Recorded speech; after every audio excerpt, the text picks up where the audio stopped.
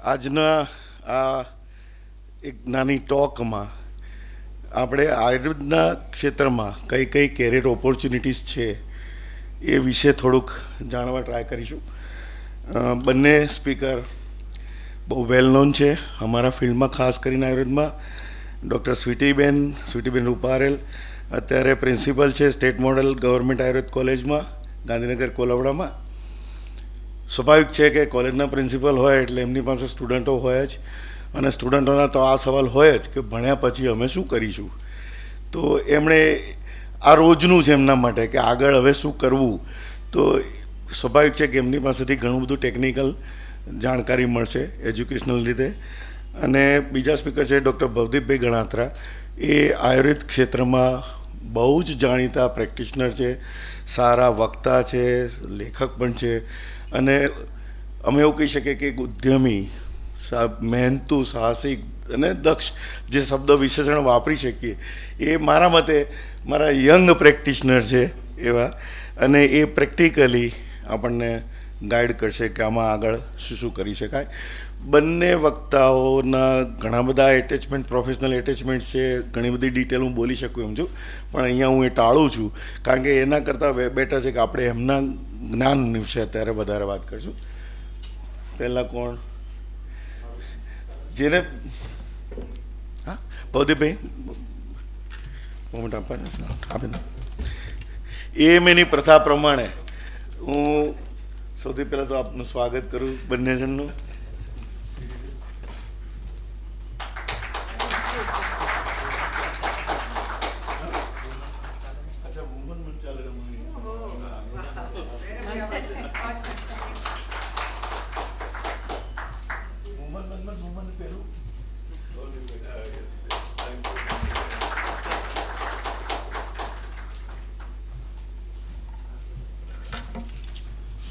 नमस्ते. गुजराती बिल्कुल समझ में नहीं आती ऐसा कोई श्रोतागण में है तो मैं हिंदी का प्रयोग कर सकता हूँ, અને જો બધા ગુજરાતી હોય તો ગુજરાતી ચાલુ રાખીએ. ગુજરાતી, હિન્દી, હિન્દી માટે ગુજરાતી ના સમજાતું એવું કોઈ નથી ને? Okay, so let's begin with this. Career opportunities in Ayurveda. Career શબ્દ નાના હતા ત્યારે રોડ ઉપર મોટા મોટા ખટારા હોય ને એની ઉપર લખેલું હોય ગુડ્સ કરિયર. મને એવું થતું હતું કે બધી જ ખટારાઓની એક જ કંપની કેવી રીતે હોઈ શકે, પણ સદભાગ્યે મોટા થયા પછી ખબર પડી કે એ કંપનીનું નામ નહોતું, પણ એક સામાનને લઈ જવાની વ્યવસ્થા માટે લખવું પડે. બધી કંપનીની ટેક્સી ઉપર ટેક્સી લખવું પડે, એની ઉપર ગુડ્સ કરિયર લખવું પડે, અને પછી સાયકલનું કરિયર, અને પછી ખરેખર આપણા જીવનનું કરિયર, એની બધી વાતો આવતી હોય છે. એટલે આ કરિયરની વાત આજે આપણે કરી રહ્યા છીએ આયુર્વેદના સંદર્ભે. તો કેમ કરવી પડે છે? આપણે બધા જ લોકો ક્યારેક ને ક્યારેક સ્કૂલમાં ગયા છે, બરાબર? અને સ્કૂલમાં જઈએ ને ત્યારે અનેક સપનાઓ હોય. કોઈ સર કે ટીચરનો સ્વભાવ બહુ જ સારો હોય, એવા સર ને ટીચર હોય ને આપણા આખા સ્કૂલમાં, અને એનાથી વિપરીત પણ હોય. પણ જે બહુ જ સારા હોય, સારું ભણાવતા હોય, એમની પદ્ધતિ સારી હોય, તો મોટા થઈને હું આમના જેવો ટીચર બનીશ કે આમના જેવી ટીચર બનીશ, આવું સપનું બધાને એક વખત ક્યારેક આવ્યો છે કે નથી આવ્યું? હા કે ના? હા. પછી ખુલ્લા મેદાનમાં રમતા હોય ને આકાશમાં ઊંચે એક વિમાન ઉડતું જાય ત્યારે એક વખત એવો વિચાર તો આવે ને કે હું મોટો થઈને એકવાર પાયલટ બનીશ. આવો વિચાર આવે કે ના આવે મને કહો? પછી છાપામાં કે ટીવીમાં કોક કસનડીની અંદર, ટેસ્ટ ટ્યુબની અંદર સફેદ ચશ્મા પહેરીને, વ્હાઇટ કોટ પહેરીને કોઈક સાયન્ટિસ્ટ કંઈક રિસર્ચ કરીને ધુમાડા નીકળતા હોય તો એક ઝણઝણાટી તો એવી થાય કે હું મોટો થઈને કંઈક રિસર્ચ કરીશ. પછી કોઈ મૂવી જોઈએ, કોઈ હીરો બધાને બચાવી લે, કોઈ હિરોઈન એ બહુ જ સારા શૃંગાર રસનું પ્રદર્શન કરે, તો મોટા થઈને હીરો બનવાના અને હિરોઈન બનવાના પણ વિચાર આવે, એ સ્વાભાવિક છે. તો હું આજે વાત કરી રહ્યો છું એના સાથે આપણે બધા સહમત છીએ? હા. હવે સવાલ 7 કરોડ કા. સ્કૂલમાં ભણતા ભણતા કોને એવો વિચાર આવ્યો હતો કે હું મોટો થઈને વૈદરાજ બનીશ? આવો તો વિચાર જ નથી આવ્યો. આવો તો વિચાર આવ્યો જ નથી. કારણ કે વિચારો આવે ક્યાંથી?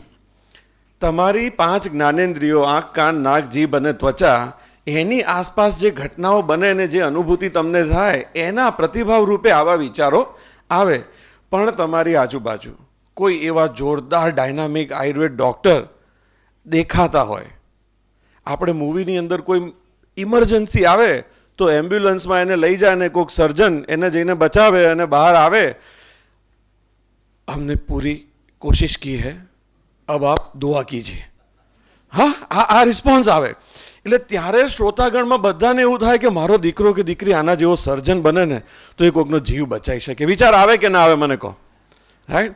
પણ એવું ક્યારે થયું મૂવીની અંદર કે જોરદાર પેટમાં દુખતું હોય ને દોડીને કોઈક વૈદ્યને ત્યાં જઈને વૈદ્યરાજ આ દુખાવો મટાડી આપો, અને વૈદ્યરાજ એને 2 ચપટી દવા આપે ને એનો દુખાવો મટી જાય. આવું જો મૂવીમાં થયું હોત તો કરિયર ઓપોર્ચ્યુનિટીની અંદર ઘણા બધા પેરેન્ટ્સ છોકરાઓને કહેતા હોત સરખું ભણ નહીં તો નહીં મળે આયુર્વેદમાં એડમિશન, રહી જઈશ તું એમ. Are you getting my point? So કોઈ એક ઇમરજન્સી કન્ડિશનમાં જે હેલ્પ કરે છે, પોલીસ છે, હીરો છે, કોઈ સર્જન છે, કોઈ ડૉક્ટર છે, આવા રોલ મોડલ્સથી ઇન્સ્પાયર થઈને લોકો પોતાની કરિયર ડિફાઇન કરતા હોય. ઘણા લોકોને તો વિલન બનવાનો પણ ઈચ્છા થતી હોય, કારણ કે પહેલાં તો વિલન પાવરફુલ હોય ને. રાવણનો પાવર છે તો રામનો પાવર દેખાય છે, તો ઘણાની એવી પણ પ્રેરણા મળતી હોય. હવે વાત ત્યાં પહોંચી છે કે આયુર્વેદની અંદર એટલી બધી કરિયર ઓપોર્ચ્યુનિટીઝ છે, એટલી બધી કરિયર ઓપોર્ચ્યુનિટીઝ છે કે આજે મેં પણ નક્કી કર્યું કે let's share with entire society. Right? આપણે બધા સાથે શેર કરીએ કે આટલી બધી ઓપોર્ચ્યુનિટીઝ છે તો લોકોને કહેવું પડશે, કારણ કે હજુ પિક્ચરમાં એમ્બ્યુલન્સ વૈદના ક્લિનિકમાં આવતી નથી. રાઈટ? એટલે આ જવાબદારી એએમએ ઉપાડી છે, એટલે એએમએને ખાસ એ માટે અભિનંદન. તો વાત કરીએ આપણે કરિયર ઓપોર્ચ્યુનિટીઝની. હવે કોઈ પણ પ્રોડક્ટ હોય, સર્વિસ હોય, કંપની હોય તો એના બ્રાન્ડ એમ્બેસેડર હોય. અત્યારે આયુર્વેદના બ્રાન્ડ એમ્બેસેડર કોણ છે ખબર? આપણા યશસ્વી પ્રધાનમંત્રી શ્રી નરેન્દ્ર મોદી. એ આખી દુનિયામાં ફરે છે અને બધું સરસ આયોજન હોય, એ લોકોને રેડ કાર્પેટ વેલકમ હોય ને ક્યાંક એમને એવોર્ડ આપે અને સર્વોચ્ચ નાગરિકનું સન્માન આપે, અને જતી વખતે ત્યાંના પ્રધાનમંત્રીને કાનમાં સહેજ એટલું કહી આવે, આયુર્વેદ જોરદાર છે હો, તમારે ત્યાં ચાલુ કરો બસ. અને પછી 2 સેક્રેટરીઝ ને આઈએએસ ને ભેગા થઈને એમઓયુ થાય ને ત્યાં આયુર્વેદને માન્યતા મળી જાય કે ભાઈ અમારા દેશના લોકો 5000 વર્ષથી આયુર્વેદનો લાભ મેળવી રહ્યા છે, તો તમારા દેશના લોકોને પણ આ લાભ મળવો જોઈએ ને.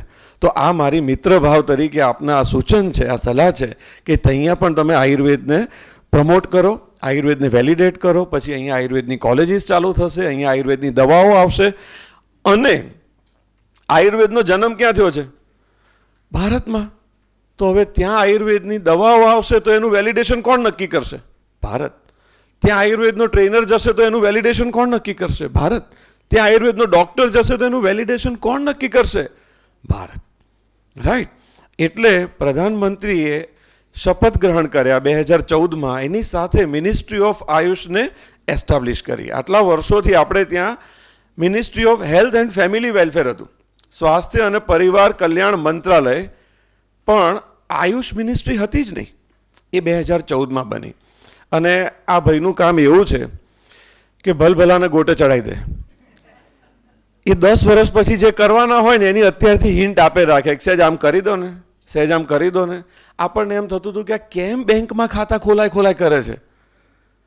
પણ જે દિવસે નોટની બંધી થઈ અને જે લાઈનો લાગી ત્યારે સારું થયું કે ભાઈ આમની વાત માનીને બેંકમાં ખાતું ખોલાયું હતું ને, એ સારું કર્યું. તો આ છેલ્લા 10 વર્ષથી વારંવાર પુનરાવર્તન કરે છે કે આયુર્વેદ અપનાવો. અને એના માટે હમણાં જ એમણે એક બહુ જ મોટું અભિયાન દેશ કા પ્રકૃતિ પરીક્ષણની આપણે ચર્ચા કરીશું. પણ આ જે કંઈક કહી રહ્યા છે એની પાછળનો સૂચિત અર્થ સમજીને જે વહેલા દોડવાનું શરૂ કરે એ આગળ સુધી દોડે, આગળ પહોંચે. રાઈટ? આટલી વાત આપણે આની સાથે સમજીએ. હવે ઓપોર્ચ્યુનિટીઝ એટલે શું?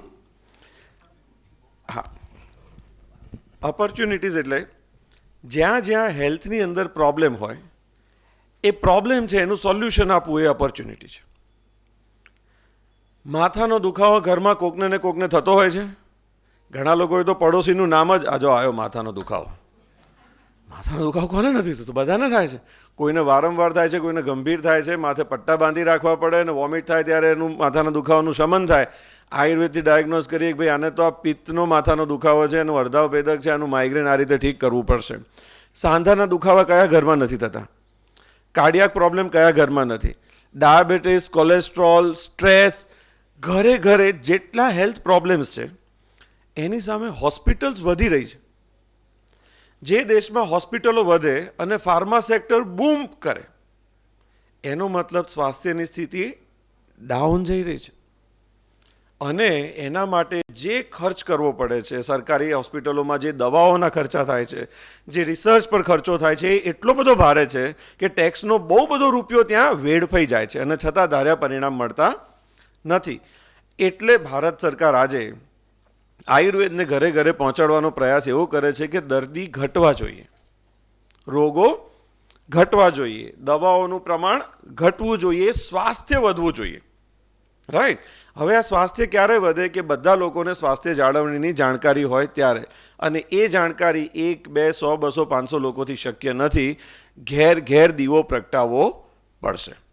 રાઈટ. એટલે જેટલા હેલ્થના પ્રોબ્લેમ્સ તમને દેખાતા હોય કે જેની અનેક દવાઓ લીધા પછી પણ એ પ્રોબ્લેમ સોલ્વ નથી થતો, તો એ બધા જ લોકો આયુર્વેદમાં એનું સોલ્યુશન જોવા માટે હવે આવે છે.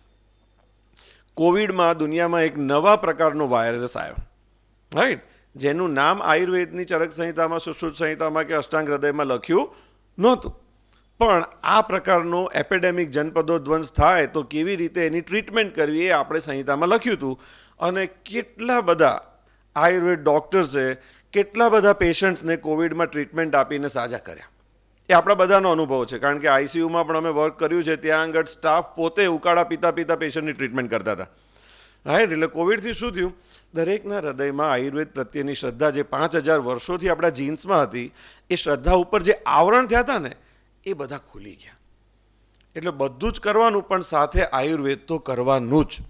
અને જો આયુર્વેદથી કોવિડમાં ટ્રીટમેન્ટથી રાહત મળતી હોય, अब जंगल में आपने शेर का शिकार कर दिया, अब बाकी सबका तो कहना ही क्या. રાઈટ. એટલે જો આવા નવા કોવિડમાં આયુર્વેદ ટ્રીટમેન્ટ વર્ક કરતી હોય તો બીજા બધા ડિસીઝમાં તો કરે જ.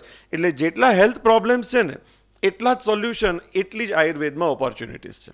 રાઈટ. એનું આપણે થોડું ડિટેલિંગ અત્યારે લઈશું. આયુર્વેદ કેમ વિશેષ છે? આ ખાલી મારું છે એટલે સારું છે એવું આપણે માનવાનો કોઈ મતલબ નથી. દુનિયાની અંદર જે પણ વસ્તુ પ્રોબ્લેમ હેલ્થનો સોલ્વ કરે, આયુર્વેદનો જ એ અંશ કહેવાય. હવે પગમાં કાંટો વાગ્યો, બધાને અનુભવ છે પગમાં કાંટો વાગવાનો ક્યારેક ક્યારેક. આ લાભ મળવો જરૂરી છે હો, કારણ કે કાંટા વગરની સરળતાથી ચાલી શકાય એ લક્ઝરી કોને કહેવાય એ તો પગમાં કાંટો વાગે ત્યારે જ ખબર પડે. હવે પગમાં વાગેલો કાંટો તમે ઘરે શેનાથી કાઢ્યો છે મને યાદ કરીને કહો જોઈએ? સોયથી? બધા સોયથી? યસ. સર્જરીનો કોઈ કોર્સ કર્યો છે? ના. હા. શેનાથી? કાંટાથી. लोहा लोहे को काटता है, कांटा कांटे को काटता है. राइट. બીજો કાંટો મતલબ કોઈ પણ ધારદાર વસ્તુથી, એ સોય હોઈ શકે, સેફટી પિન હોઈ શકે કે કાંટો હોઈ શકે. પણ જ્યાં કાંટો વાગ્યો છે એની આજુબાજુ દુખાવો થતો હોય, પાક થતો હોય, પરુ ભરાતું હોય, પણ કાંટો કાઢવો જરૂરી છે. તમે ચીપિયાથી પણ કાઢી શકો કે નહીં? હા કે ના? પણ મારા ઘરમાં તો સોયથી જ કઢાય છે. અને અત્યારે મારી પાસે સોય નથી ને કોઈ ચીપિયો લઈને આવે, હું ચીપિયાથી કાંટો નહીં કાઢવા દઉં, કારણ કે અમે તો સોયથી જ કાઢીએ. આવું કોઈ કહે? અરે ના કહે. કારણ કે કારણ શું છે? કાંટો જેનાથી દુખાવો થઈ રહ્યો છે. તો કારણ દૂર કરવાનું છે. સોયથી થાય તો સારામાં સારું, ચીપિયો હોય તો ચીપિયો પણ ચાલે. પણ એ ચીપિયો ઘા વધારવો ના જોઈએ. Are you getting my point? Right. મોડર્નની કોઈ પણ સર્જરી કે કોઈ પણ ટ્રીટમેન્ટ અને આયુર્વેદની કોઈ પણ ટ્રીટમેન્ટ તમારો જો કાંટો કાઢી આપતી હોય, તમારા પ્રોબ્લેમનું રૂટ ક્યોર કાઢી આપતું હોય તો એ આયુર્વેદ જ કહેવાય. રાઈટ. એટલે આયુર્વેદ બધાથી સારું અને એક જ આયુર્વેદ છે એવી વાત નથી. પણ આયુર્વેદની વિશેષતા એ છે કે એક કાંટો કાઢતી વખતે બીજો ઘા એ કરતું નથી, ફર્ધર ડેમેજ કરતું નથી. એટલે આયુર્વેદનું એક યુનિકનેસ છે અને એનું કારણ છે વાયુ, પિત્ત અને કફ. બ્રહ્માંડ સાથે આપણે સીધા જોડાયેલા છે. બ્રહ્માંડમાં સૂર્ય, ચંદ્ર અને વાયુ. સૂર્યનું પ્રતિનિધિત્વ આપણા શરીરમાં કરે એને આપણે પિત્ત કહીએ છીએ. ચંદ્રનું પ્રતિનિધિત્વ આપણા શરીરમાં જે કરે એને આપણે કફ કહીએ છીએ. અને વાયુનું પ્રતિનિધિત્વ આપણા શરીરમાં કરે એને આપણે વાયુ કહીએ છીએ કે વાત કહીએ છીએ. એટલે બ્રહ્માંડમાં થતી તમામ પ્રક્રિયાઓની ઇફેક્ટ શરીર ઉપર થાય, એના પ્રમાણે હેલ્થ મેન્ટેન થાય અથવા હેલ્થથી તમે ડેવિએટ થાવ, માંદા પડાય. તો આ વાત વાયુ પિત્ત કફના બેઝથી જોડાયેલી છે. એટલે હમણાં ભારત સરકારે દેશ કા પ્રકૃતિ પરીક્ષણ આવા અભિયાન હેઠળ ભારતના 1 કરોડ લોકોની પ્રકૃતિનું પરીક્ષણ કર્યું. અને તમારે પણ જેને કરવું હોય આપ મને આપની ડિટેલ્સ મોકલજો, હું તમને લિંક મોકલાવીશ. એની એપ્લિકેશન છે, એ તમારે ડાઉનલોડ કરવાની અને પછી કોઈ પણ આયુર્વેદ ડૉક્ટર પાસે તમે એપ્લિકેશન લઈને જાઓ એટલે સ્કેન કરીને તમારી પ્રકૃતિ તમારા મોબાઈલમાં તમને ડાયગ્નોઝ કરી આપે. This is ready tool. Already 1 crore લોકોની પ્રકૃતિ પરીક્ષણ થઈ ચૂક્યું છે ઓન બેસિસ ઓફ વાયુ પિત્ત કફ. અને આનું સાથે સાથે જીનેટિક સ્ટડી ચાલી રહ્યું છે કે ભાઈ ઉત્તર પ્રદેશમાં કઈ પ્રકૃતિના લોકો વધારે છે અને કયા રોગો વધારે થાય છે. મતલબ અહીંની લાઇફસ્ટાઇલમાં કે અહીંની જ્યોગ્રાફીમાં વાયુ પિત્ત કફનું ઇમ્બેલેન્સ આ રીતે થાય છે, તો અહીંના પ્રિવેન્શન પ્રોગ્રામ આ રીતે ચલાવવા, અહીંયા આ પ્રકારના ટ્રીટમેન્ટ કેમ્પ્સ કરવા, અહીંયા આ પ્રકારના ટ્રેનિંગ પ્રોગ્રામ્સ કરવા. આટલા લાર્જ સ્કેલ ઉપર ગવર્મેન્ટ અત્યારે વર્ક કરી રહી છે કારણ કે લોકો આયુર્વેદને વધુ ને વધુ અપનાવવા માંગે છે. અને આ આયુષ મંત્રાલય અને NCISM દ્વારા દેશનું પ્રકૃતિ પરીક્ષણનું અભિયાન બહુ જ સક્સેસફુલી ચાલ્યું અને આણે 5 ગિનીસ વર્લ્ડ રેકોર્ડ એસ્ટાબ્લિશ કર્યા એક સાથે આટલી બધી લાર્જ સ્કેલની એક્ટિવિટીનું. અને આના જ્યારે જીનેટિકના રિઝલ્ટ આવશે ત્યારે એક આખું નવું ચિત્ર એમાં ઊભું થશે. હવે આ કરિયર માટે આયુર્વેદ સાથે કોણ જોડાઈ શકે? Number 1 is you. કે તમે આવ્યા છો એટલે તમે તો આને કન્સિડર કરી શકો કે તમારા ઓનગોઈંગ પ્રોફેશન કે બિઝનેસ સાથે કંઈક આયુર્વેદમાં પણ તમારે વર્ક કરવું છે, then there is an opportunity for you. Students, K to 12માં ભણતા સ્ટુડન્ટ્સ આગળ જઈને આયુર્વેદમાં એડમિશન લેવું કે કેમ, જેમ સાયન્સમાં એડમિશન લીધા પછી બાયોલોજી એક બી ગ્રુપમાં હોવું જોઈએ અને નીટની એક્ઝામનું જે મેરિટ આવે એના પછી BAMSમાં તમે એડમિશન લઈ શકો જો મેરિટમાં તમારો નંબર આવે ત્યારે એની સીટ અવેલેબલ હોય તો. અત્યારે ગુજરાતમાં 37 જેટલી કોલેજીસ આયુર્વેદની છે. પેરેન્ટ્સ ઓફ સ્ટુડન્ટ્સને એના કરિયરની ચિંતા હોય ને એનાથી એક દોરો વધારે એના પેરેન્ટ્સને ચિંતા હોય, રાઈટ. આપણે ત્યાં એવું કહેવાય કે 2 વસ્તુનું આયોજન પહેલેથી માતા પિતા બાળકો માટે કરે, એક નોકરી ને એક છોકરી એટલે જીવનસાથી, રાઈટ. આ 2 વસ્તુનું બેલેન્સ સચવાય આવું કરિયર આપણા સંતાનોનું બનાવવું, તો એ બંને અહીંયા આગળ જોડાયેલું છે. યંગસ્ટર્સ જે ઇનોવેટિવ માઇન્ડવાળા છે, જેને કંઈક કોઈકને હેલ્પ કરવી ગમે છે, તો આયુર્વેદ થકી એ સમાજની બહુ મોટી હેલ્પ કરી શકે એઝ અ કરિયર, એ પણ આપણે વાત કરીશું. હોમ મેકર્સ, ઘરેથી જે લોકો ગૃહિણી છે એના માટે પણ અહીંયા એટલી ઓપોર્ચ્યુનિટી છે. All entrepreneurs, professionals, freelancers, corporate employees, citizen, social leaders અને ક્રિએટિવ એન્ડ ઇનોવેટિવ ઇન્ડિવિજ્યુઅલ્સ. કેવી રીતે? એ વાત 4 જ સેગમેન્ટ છે જેના અનેક આયામો છે. ભિષક એટલે આયુર્વેદ ડૉક્ટર. તમે આયુર્વેદ ડૉક્ટર બનીને જે લોકો નીટમાં એટલે 12th સાયન્સની એક્ઝામ આપીને પછી એડમિશન લેવાના ફેઝમાં છે એમના માટે આયુર્વેદ ડૉક્ટર બનીને સમાજની સેવા કરવું, that is one career opportunity. અને બિકોઝ આપણે જે આગળ વાત કરી કે આખી દુનિયા આયુર્વેદ તરફ મીટ માંડીને બેઠી છે એટલે પેશન્ટ્સ અને હેલ્ધી સિટીઝન્સ માંદા ના પડવા માટે આયુર્વેદ ડૉક્ટર સાથે જોડાય છે. એટલે બધા આયુર્વેદ ડૉક્ટર માટે એ એડવાન્ટેજ છે કે લોકો માંદા પડીને મારી પાસે આવે એના કરતાં માંદા ના પડવા માટે મારી પાસે આવે, આવી ભાવનાથી એ સમાજ સાથે જોડાય છે. અને આયુર્વેદ ડૉક્ટર થઈને તમે ક્લિનિક તો કરી જ શકો છો. Apart from this health awareness માટેના ટ્રેનિંગ પ્રોગ્રામ્સ કરી શકો છો. ઘણા જ બધા રિસર્ચ એક્ટિવિટીની અંદર લાઈક કોવિડમાં જ મારે આયુર્વેદિક પ્રોડક્ટના રિસર્ચમાં ઇન્વોલ્વ થવાનું થયું, તો રિસર્ચ પર પણ જેન્યુઇન વર્ક એટલું બધું ચાલી રહ્યું છે. વર્લ્ડની અંદર કેટલા બધા ડિસીઝ એવા છે કે જેના સોલ્યુશન્સ નથી મળી રહ્યા, ત્યાં હોલિસ્ટિક રિસર્ચ ચાલી રહ્યું છે, એમાં પણ એક રોલ એનો મોટો પ્લે કરી શકાય. બીજો સેગમેન્ટ છે ઔષધ, મેડિસિન. આયુર્વેદની દવાઓ કેવી હોય? તમે આમ હરતા ફરતા કોઈ પણ માણસને પૂછો કે ભાઈ આયુર્વેદની દવાઓ કેવી હોય, તો શું પહેલો જવાબ? સાચું કહેજો, હૃદયમાંથી આવે એ કહેજો. ફાકી. અને એનો સ્વાદ કેવો હોય? કડવો. હું આખી જિંદગી માથાનો દુખાવો સહન કરીશ અને ફાકી નહીં લઉં. આવું કહેવાવાળા છે, આવું કહેવાવાળા છે, એની ઉપર અમલ કરવાવાળા છે. તો એમને ખાલી આપણે જાણકારી આપી દઈએ કે ફાકી તો ઉપલબ્ધ છે, પણ એની સરસ મજાની ટેબ્લેટ્સ, એની જીલેટિન કેપ્સ્યુલ્સ, એની સેલ્યુલોઝવાળી વેજ કેપ્સ્યુલ્સ, એના સિરપ્સ હવે બધા અવેલેબલ થઈ ગયા છે. એટલે as a friendly Ayurveda doctor patient ઘણીવાર આવે, પેશન્ટ છે ને એક બહુ જ મજા કરાવે, બહુ જ મજા કરાવે. એક જણ જે બહુ જ હેરાન થયું હોય અને મોટા ભાગે શરૂઆત પહેલી વખત હોય ને ત્યારે એફએફએસ હોય. એફએફએસ એટલે ફેટ ફાઇલ સિન્ડ્રોમ. 4 ફાઇલો જાડી જાડી ભેગી થાય પછી આયુર્વેદ પાસે ટ્રીટમેન્ટ માટે આવ્યા હોય, કારણ કે એની પાસે હવે વિકલ્પ 5મી ફાઇલમાં હવે એને નથી મન બેસતું કે હવે એક ફાઇલ આયુર્વેદની કરી નાખીએ એમ કરીને આવે. પણ એના ફેમિલીમાંથી 2-3 જણાએ પહેલેથી કીધું હોય આ બધા ના પડો તો સારું હોય. પેલો કે આ 4માં તો પડ્યો, 4 ફાઇલમાં તો પડ્યો, તમે આમાંથી બહાર કાઢો તો આમાં નહીં પડું, શું કેવું છે? ના તો પડો. રાઈટ. હવે એક તમે એપોઇન્ટમેન્ટ લીધી હોય મને કહેજો, હું જોડે આવીશ. એટલે પેશન્ટની જોડે એક જિજ્ઞાસુ વ્યક્તિ આવે, બહુ મજા પડે. તમે અમારા સીસીટીવી ચેક કરો ને, પેશન્ટને ડૉક્ટર સાથે અમારી સાથે ડિસ્કસ કરે ત્યારે પેશન્ટ એની વેદના કહે કે મને આ વસ્તુ આટલા વખતથી થાય છે, આવી રીતે થાય છે, અને મારે આમાંથી બહાર આવવું છે. અને એનું પ્રમાણ છે કે એણે 4 વખત સઘન પ્રયત્નો કર્યા છે, મતલબ એને બહાર આવવું છે. પણ જે સાથે જિજ્ઞાસુ આવ્યા હોય ને એને એવું હોય કે આ શું કરશે. અને પછી મજા ક્યાં આવે કે આખું કન્સલ્ટિંગ પૂરું થાય પછી એ જિજ્ઞાસુ કે સાહેબ થોડો ટાઈમ હોય તો મારે બતાવવું છે. આયા હતા પરીક્ષા કરવા અને પરીક્ષામાં આપણે પાસ થઈ ગયા. એ તો વૈદની પરીક્ષા કરવા આવ્યા હતા કે આ મારો બિચારો ભોળો પરિવારજન ક્યાંક ભેરવાઈ ના જાય એટલે એ સાથે સહાયક તરીકે આવ્યા હતા. પણ બધું સમજ્યા પછી કે ઓહો, આયુર્વેદમાં તો આટલી બધી સ્પષ્ટતા આપેલી છે. અને આ બધી જ ચર્ચા કર્યા પછી એમને એવું ખબર પડી કે ભાઈ હા, આયુર્વેદથી આમનું તો સોલ્વ થશે, મને કેટલો પ્રોબ્લેમ છે તો લાય હું ભેગું ટ્રીટમેન્ટ ચાલુ કરી દઉં. રાઈટ. સો આ પછી મેડિસિનમાં પણ ઘણા લોકો આવે ને બધું જ કમ્પ્લેન કર્યા પછી એકવાર કહે કરાય કે સાહેબ એક રિક્વેસ્ટ છે, જો તમને વાંધો ના આવે તો બોલો. વાંધો શું હોય? ફાકીને ઉકાળા છે ને મને વોમિટ થઈ જાય છે. હા તમે અત્યારે ના ડેમો આપો મને પ્લીઝ. ફાકી મારે ત્યાં સ્પેશિયલ ઓર્ડરથી જ બનશે, હું આપીશ નહીં.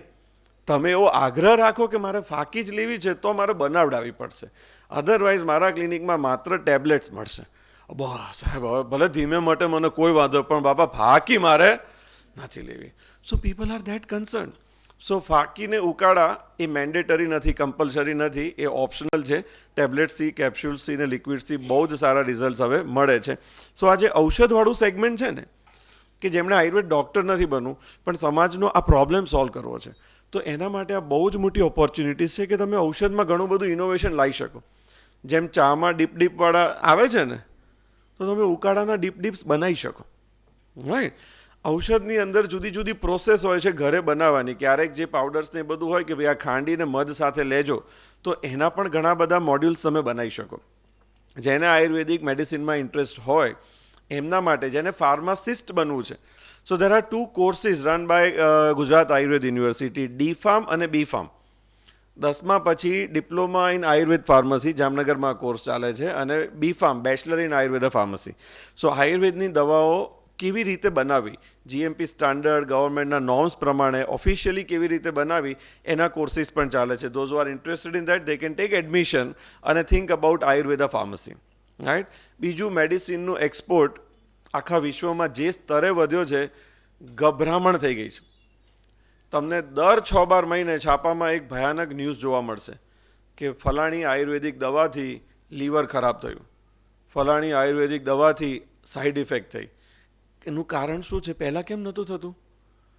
કારણ કે છેલ્લા 10 વર્ષમાં આયુર્વેદિક દવાનું એક્સપોર્ટ ભારતમાંથી વિશ્વમાં જે હદે વધ્યું છે એ હદે બીજા બધાનું ઘટ્યું છે. મતલબ જે લોકો પહેલાં XYZ લેતા હતા એ હવે આપણું આયુર્વેદિક કન્ઝમ્પશન કરવા લાગ્યા છે અને એની ફ્રીક્વન્સી અને વોલ્યુમ વધી રહ્યું છે.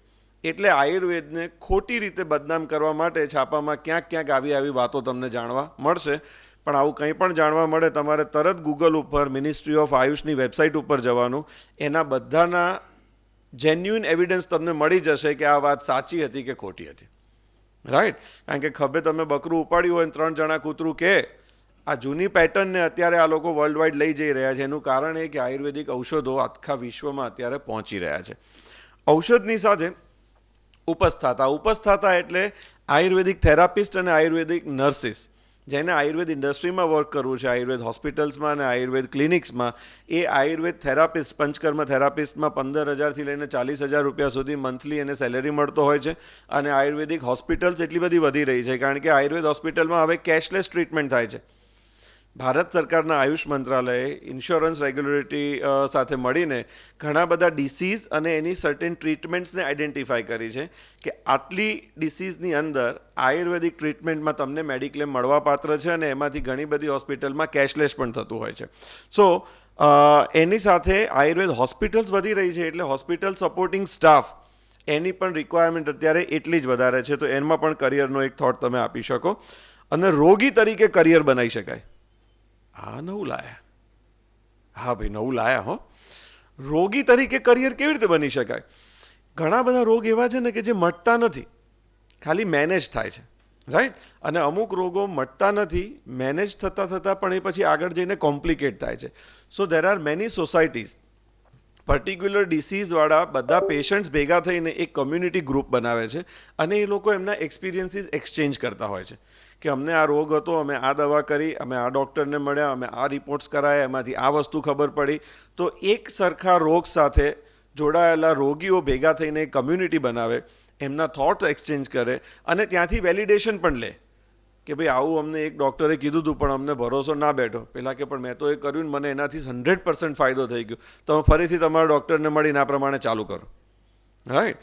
આ એડવાન્ટેજ અત્યારે બહુ જ મોટો આવી રહ્યો છે એટલે રોગી તરીકે પણ આ વસ્તુ થાય. અને બીજું, આપણે ભારતના લોકો છે ને, ભારતીય હૃદયની અંદર એક વાત એવી રહેલી છે કે કંઈક સારું આપણને જાણમાં આવે તો 100, 200, 500 લોકોને તરત કહી જ દેવું પડે. આપણે અંદર રહી જ ના શકાય આપણાથી, કારણ કે આપણને જાણકારી મળી એટલે આપણે કોકને કહેવી જ પડે. એક વખત ગણેશ ભગવાને ચપટી દૂધ પીવાનું શરૂ કર્યું હતું, અરે ગૂગલે નહોતું ને ડેટાય નહોતો પણ આખા ભારતના ઘેર ઘેર ગણેશજીએ બધા પાસે દૂધ પીધું. આ તાકાત છે આપણી, રાઈટ? હવે રોગી તરીકે અથવા તમે કોઈ પરિવારજનમાંથી કોઈને કોઈ એક રોગમાંથી બહાર નીકળતા જોયા હોય, સો તમે આ વાતને લાઉડલી સમાજને કહી શકો કે અમારા એક પરિચિત અથવા એક વ્યક્તિ પોતે એવું કહે કે મને આ રોગ હતો, ગંભીર સ્થિતિમાં હતો અને મેં આયુર્વેદની આટલી ટ્રીટમેન્ટ કરી અને હવે હું આ રોગમાંથી બહાર નીકળી ગયો છું, ક્યાં તો મને આટલું સારું થઈ ગયું છે. એટલે એઝ અ કન્સર્ન સિટીઝન તમે અનેક લોકોને, હજારો લોકોને તમારી વાત કહી શકો કે અમે આયુર્વેદ ટ્રીટમેન્ટથી આ વસ્તુને સાજી થતી જોઈ છે અથવા અનુભવી છે. એટલે ઘણા બધા લોકો જે આયુર્વેદ સાથે નથી જોડાતા એમને ખબર કદાચ ન પણ હોય કે ભાઈ કિડની ડિસીઝમાં આયુર્વેદ ટ્રીટમેન્ટ વર્ક કરે, પણ જે સાજા થઈ ગયા છે એ કહી શકે કે હા ભાઈ અમે તો અનુભવ કરેલો છે. કેન્સરમાં આયુર્વેદ ટ્રીટમેન્ટ એલોપેથી દવાની જોડે લેવાય તો હા લેવાય. બધા જ કેન્સર પેશન્ટ્સ આયુર્વેદ દવાઓ સાથે લે છે, એનાથી એમની ક્વોલિટી ઓફ લાઈફ ઇમ્પ્રૂવ થાય છે. રોગ આખો મટીને રિપોર્ટ નોર્મલ થઈ જાય છે એવો કોઈ દાવો નથી, પણ ક્વોલિટી ઓફ લાઈફ ઇમ્પ્રૂવ થાય છે. આવું તમામ કેસીસમાં ઘણી વખત બીજા રોગોની દવાઓના ડોઝ વધતા જતા હોય ને જેવું આયુર્વેદ ચાલુ કરે તો પેલા ડોઝ ઘટવા માંડે છે, કારણ કે એની ઇમ્યુનિટી વધી, ઓજ વધ્યું, પાચન સારું થયું અને રોગની ટ્રીટમેન્ટ પણ થઈ. સો રોગી તરીકે અથવા રોગીના પરિવારજન તરીકે તમે વાઇડ સ્પ્રેડ આ અવેરનેસની વાતો લોકો સુધી પહોંચાડી શકો છો. તો આટલી વાત મારે આજે તમારી સમક્ષ મૂકવી હતી, જે મેં મૂકી છે. અને પછી આપના કોઈ પ્રશ્નો હશે તો છેલ્લે પ્રશ્નોત્તરીના સેશનમાં આપણે એને લઈશું. આપ સૌ આટલી મોટી સંખ્યામાં આવ્યા, આપ સૌનો ખૂબ ખૂબ આભાર.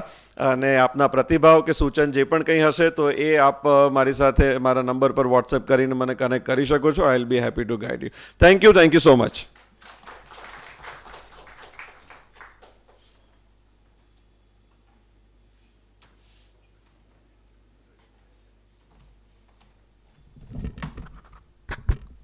Good evening.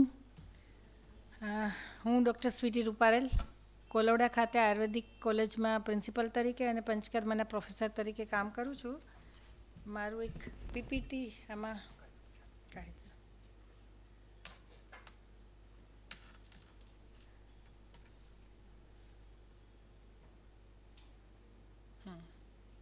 હા બસ, અને એન્ટર દબાવું ને. ઓકે. હા, આજે હું કેટલાક મારા વિચાર રજૂ કરીશ. તમે બધા અહીંયા આવ્યા છો અને એ આશા સાથે આવ્યા હશો કે આયુર્વેદમાં બધા લોકો કહે છે કે બહુ જ સારી ઓપોર્ચ્યુનિટી છે, તો એ આપણે કઈ રીતે કયા ફિલ્ડમાં આગળ આપણે કામ કરી શકીએ એને માટે હું કેટલુંક ટોપિક અત્યારે ડિસ્કસ કરીશ. નેક્સ્ટ આપણે આ જોઈએ તો professional entry into the Ayurvedic medical industry which is A huge market in the present decade. તમે આ ડેટા સાથે જ જોઈ શકો છો કે આયુર્વેદ માર્કેટ પોસ્ટ કોરોના તો ઘણું જ વધી ગયું છે. અને તમને કદાચ અત્યારે હવે ધ્યાનમાં હશે કે નહીં, હમણાં આખું હળદરનું બોર્ડ બનાવવું પડ્યું સેન્ટ્રલ મિનિસ્ટ્રીએ. જે રીતે અમને સાહેબે કીધું કે આયુષ મિનિસ્ટ્રી 2024માં બની નવી અલગથી, તો હળદરનું બોર્ડ કેમ બનાવવું પડ્યું? બોર્ડ એટલે મિનિસ્ટ્રી કરતાં થોડુંક અલગ હોય છે, પણ હળદરનો ઉપયોગ એટલી હદે વધી ગયો છે પોસ્ટ કોરોના, લોકોને આખા વર્લ્ડ વાઇડ સમજાયું છે એનું મહત્ત્વ, અને એને માટે આખું હળદરનું બોર્ડ જસ્ટ રિસેન્ટમાં બનેલું છે. અને આની અંદર માર્કેટમાં પણ તમે આ 2020થી 2030 સુધી કેટલો ગ્રોથ છે એ તમે આમાં જોઈ શકો છો. હવે જ્યારે પણ કેરિયર આપણે કોઈ પણ સિલેક્ટ કરીએ તો એ કયા બેઝ પર તમારે કેરિયર સિલેક્શન હોવું જોઈએ. તો આયુર્વેદ કર્યા પછી પણ પહેલાં તો તમારું આગળ તમે કેરિયર બનાવવા માગો છો, આયુર્વેદિક ડૉક્ટર બની ગયા એ પછી, તો એમાં your talent, creativity, is it stimulating? કેમ કે ઘણી વખત એવું થાય છે કે આયુર્વેદિક ડૉક્ટર બનેલા બાદ કશું કરી પણ નથી શકતા, અને એવા પણ આયુર્વેદિક ડૉક્ટર છે કે જે આપણે ભવદીપભાઈને પણ જોઈ શકીએ છીએ કે પોતાની કેરિયરમાં આગળ પણ આવેલા છે. તો કેમ એવું? એવા એલોપેથી ડૉક્ટર પણ ઘણા મેં જોયેલા છે જે એટલું બધું સારું નથી કરી શકતા. તો ક્યાંક ને ક્યાંક તમારી કેરિયર જ્યારે સિલેક્ટ કરો તો એ તમારી ક્રિએટિવિટી, તમારી ટેલેન્ટ છે એને અનુકૂળ હોવી જોઈએ. Scope of career, does it interest you really? તમારે જે ફિલ્ડમાં કેરિયર બનાવવા માગો છો, આયુર્વેદમાં પણ ઘણા બધા ફિલ્ડ છે, હું આગળ ડિસ્કસ કરીશ, તો એમાં તમારે ખરેખર સ્કોપ જે છે એ તમને ઇન્ટરેસ્ટ એમાં છે કે નહીં. Long term and short term promises of a career. જ્યારે બી તમે કોઈ કેરિયર વિશે વાત કરતા હોય તો એનું લોંગ ટર્મ કેવી રીતે તમારું એનાથી ફાયદો થશે, બેનિફિટ થશે, શોર્ટ ટર્મ કેટલો બેનિફિટ થશે. ઘણી વખત એવું પણ હોય છે કે પરપોટા જેવું હોય કે જેવી રીતે એન્જિનિયરિંગમાં થોડા વર્ષે એવું થાય કે અમુક વખતે મિકેનિકલનું વધારે ક્રેઝ હોય, અમુક વખતે અલગ ટાઈપનો ક્રેઝ હોય. તો ક્યાંક એવું નથી ને કે શોર્ટ ટર્મ તમને કેરિયર બેનિફિટ કરે, લોંગ ટર્મમાં એ ન બેનિફિટ કરે. એટલે એ જ્યારે કેરિયર તમે કરતા હોય સિલેક્ટ, ત્યારે આ બધું જ વિચારવાનું છે. Financial burden to parents and family.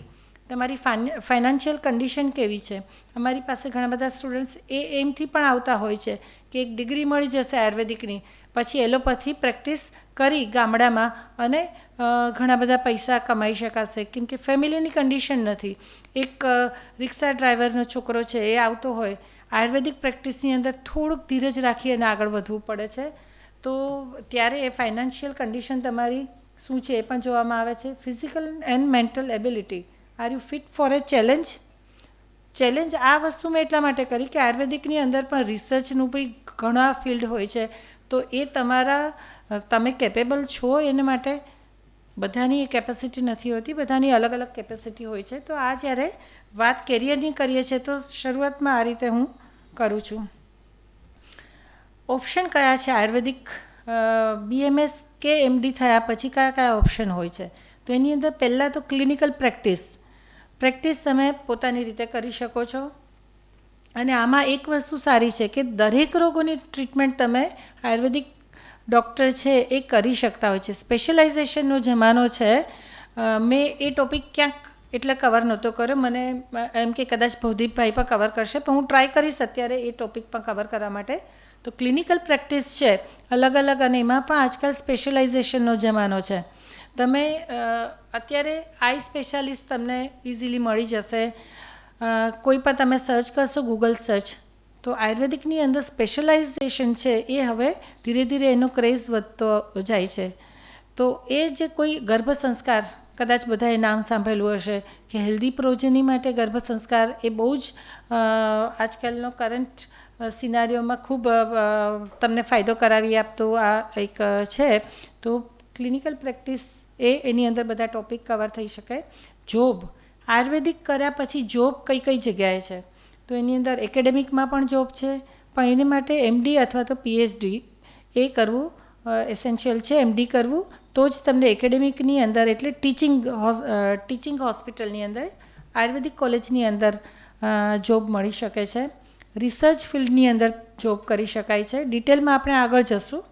એ સિવાય મેનેજમેન્ટ ને એડમિનિસ્ટ્રેશન પણ આપણે કરી શકાય, પણ એને માટે થોડાક અલગ આયુર્વેદિક ડિગ્રી પછી અમુક કોર્સિસ કરી અને આની અંદર આપણે પ્રેક્ટિસ યા તો કેરિયર બનાવી શકાય છે. મેન્યુફેક્ચરિંગ સેક્ટર, આયુર્વેદિક ડૉક્ટર બન્યા પછી આયુર્વેદિક મેડિસિનની મેન્યુફેક્ચર પણ કરી શકાય છે, અને એમાં પણ ખાસ કરીને એક રસશાસ્ત્ર ડિપાર્ટમેન્ટ અમારે છે, અને એની અંદર PG કરેલું હોય, પોસ્ટ ગ્રેજ્યુએશન કરેલું હોય તો એની અંદર મેન્યુફેક્ચરિંગ સેક્ટર એ ખૂબ અત્યારે આગળ આવી રહ્યો છે. જેવી રીતે કીધું પોસ્ટ કોરોના ખૂબ બધું ડિમાન્ડ છે.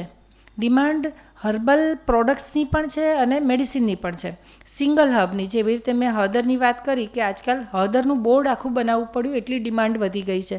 તો મેન્યુફેક્ચરિંગ સેક્ટર પણ એ બહુ જ સારું સેક્ટર છે. એમાં પણ આપણે કેરિયર બનાવી શકાય. મેન્યુફેક્ચરિંગમાં જોબ પણ મળે છે, મેન્યુફેક્ચરિંગ પોતાની રીતે પણ કરી શકાય છે. કન્સલ્ટન્સી, એના ઉપર પણ આગળ આપણે વાત કરીશું કે કન્સલ્ટન્સી કરીને પણ તમે એક પણ રૂપિયાનું ઇન્વેસ્ટમેન્ટ કર્યા વગર પણ આની અંદર કેરિયર તમારી બનાવી શકાય છે અને ઘણું બધું સારું એમાં કમાઈ શકાય છે. એ સિવાય બિઝનેસ, આયુર્વેદિકથી બિઝનેસ કરવો. એકચ્યુઅલી જ્યારે મેં PPT બનાવી ત્યારે મને એક્ઝેક્ટ ખ્યાલ નહોતો કે સામે ઓડિયન્સ કોણ હશે. મને એમ કે સ્ટુડન્ટ્સ હશે, પણ અહીંયા બધા જ કદાચ સ્ટુડન્ટ્સ તો 2-4 જ છે, પણ એનાથી વધારે લોકો બીજા પણ છે. એટલે આની અંદર બિઝનેસ પણ આયુર્વેદિકથી કરી શકાય, જેવી રીતે ભરદીપભાઈએ પણ વાત કરી, એ આપણે આગળ ડિસ્કસ કરીશું. બીજું છે મેડિસિનલ પ્લાન્ટ્સ ફાર્મિંગ. અત્યારે આપણે બધા જ કહીએ છીએ કે આયુર્વેદનો ખૂબ જમાનો છે. નેક્સ્ટ યર થોડા જ વર્ષોની અંદર આયુર્વેદિક ખૂબ આગળ પડતું સાયન્સ થવા જઈ રહ્યું છે. અને કદાચ તમને ખ્યાલ હોય તો મોદી સાહેબે એક જામનગરની બાજુમાં GCTMની એક સ્થાપના કરી છે. આખા વર્લ્ડની અંદર આ એક જ ટાઈપનું સેન્ટર છે, GCTM, global traditional medicinal centre. અને એની અંદર આખા વર્લ્ડના જેટલા બી કન્ટ્રી છે એનું ટ્રેડિશનલ મેડિસિન ઉપર રિસર્ચ થઈ રહ્યું છે. અને આ મોદી સાહેબના હાથે અને WHOના ડાયરેક્ટર જનરલ એમના હાથે આમનું ઓપનિંગ કરવામાં આવ્યું છે. આ કરવા પાછળનો ઉદ્દેશ એ જ છે કે આપણી જે હબ્સ છે એ બધાનું વેલિડેશન બહુ જ જરૂર છે ગ્લોબલ માર્કેટમાં. ગ્લોબલ માર્કેટની અંદર આયુર્વેદિક સર્વિસીસ ઘણી બધી જગ્યાએ હજી ફૂલ ફ્લેજમાં નથી કરી શકાતી, વેલિડ નથી જ. જેવી રીતે યુએસની અંદર છે તો અમુક બીજા કન્ટ્રીની અંદર પણ આયુર્વેદિક ટ્રીટમેન્ટ છે એ ફૂલ ફ્લેજમાં નથી કરી શકાતી. તો એવે વખતે જ્યારે આપણે આ ગ્લોબલ GCTMને લીધે પહેલાં તો આપણી મેડિસિન છે એના ઉપર રિસર્ચ કરી એને વેલિડેટ કરાશે, અને પછી નેક્સ્ટ સ્ટેપ મોદી સાહેબનું એ છે કે આપણી ગ્લોબલ માર્કેટમાં સર્વિસીસને પણ, આયુર્વેદિક સર્વિસીસ છે એને પણ એટલું જ પોપ્યુલર કરી અને વેલિડેટ કરીએ તો આ આપણું નેક્સ્ટ દૂરનું ટાર્ગેટ છે. તો મેડિસિન પણ કહેવાનો મતલબ એ છે કે આપણે આટલું બધું આયુર્વેદને પ્રમોટ કરીએ છીએ, પણ આજકાલ વનસ્પતિ બહુ જ ઓછી થતી જાય છે. વનસ્પતિ ઓછી થાય છે એટલે એમાં એડલ્ટ્રેશન મતલબ ભેળસેળ, તો એ ભેળસેળ થવાની પોસિબિલિટી પણ વધારે છે. તો એવી વખતે તમે ગમે એટલું સારું તમારા સિદ્ધાંત હશે, પણ પ્રોપર મેડિસિન જ જો નહીં મળે તો આયુર્વેદિક છે એટલું જેટલું ફૂલ ફ્લેજમાં એનું ડેવલપમેન્ટ થવું જોઈએ એટલું ના થઈ શકે. તો અત્યારથી જ છે જેવી રીતે અશ્વગંધાની ખેતી એ કરી શકાય છે. એ સિવાય શતાવરી છે, ગોખરું છે, એવા તો ઘણી બધી મેડિસિન છે કે જેની તમે અત્યારથી પ્લાન્ટેશન કરો અને એનું માર્કેટિંગ કરો. ફ્યુચરમાં એનું ખૂબ જ સારું એનું માર્કેટિંગ છે. પણ એ છે કે ક્વોલિટી આપવી પડશે. તમારે જો કોઈ પણ પ્રોડક્ટ તમારે વેચવી હશે જ્યારે ગ્લોબલ માર્કેટની અંદર, તો ક્વોલિટીનું પણ તમારે એટલું જ ધ્યાન રાખવું પડશે. જે રીતે આપણે અત્યારે ખ્યાલ છે કે સૃષ્ટિ દ્વારા બધું અહીંયા ઓર્ગેનિક વસ્તુઓ મળે છે અને આપણે લોકો જઈએ પણ છે. કેમ કે આપણને ખબર છે કે આજકાલ જે પેસ્ટિસાઇડ્સને લીધે છે તો કેન્સરને બધું ઘણું બધું વધી ગયું છે. તો ઓર્ગેનિક ખાઈને એટલીસ્ટ આપણે બચી શકીએ. તો આ મેડિસિનલ પ્લાન્ટ્સનું ફાર્મિંગ આપણે જો કોઈને ખેતી હોય તો અત્યારથી જ કરવા માંડીએ તો એ ખૂબ સારી ઓપોર્ચ્યુનિટી છે. હવે એકેડેમિક ફિલ્ડમાં છે તો એકેડેમિક ફિલ્ડ મતલબ આપણે કોઈ પણ કોલેજીસ છે એની અંદર તમે કેરિયર બનાવી શકાય છે, પણ એને માટે પોસ્ટ ગ્રેજ્યુએશન એ નેસેસરી છે. પીજી પોસ્ટ ગ્રેજ્યુએશન અલગ અલગ 14 સબ્જેક્ટની અંદર થતું હોય છે. એનાથી પણ ઘણી વખત અમુક સ્ટેટની અંદર એનાથી વધારે સબ્જેક્ટમાં પોસ્ટ ગ્રેજ્યુએશન થતું હોય છે.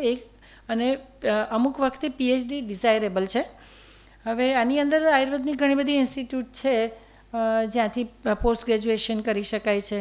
ગુજરાતની અંદર પણ અમદાવાદની અંદર અખંડાનંદ આયુર્વેદ કોલેજ છે, જામનગરમાં ઇટરાની અંદર થાય છે, બરોડાની આયુર્વેદિક કોલેજની અંદર થાય છે, પારુલ યુનિવર્સિટીમાં થાય છે. તો આવી રીતે ગવર્મેન્ટ અને પ્રાઇવેટ ઘણા બધા સેક્ટરની અંદર પોસ્ટ ગ્રેજ્યુએશન થાય છે.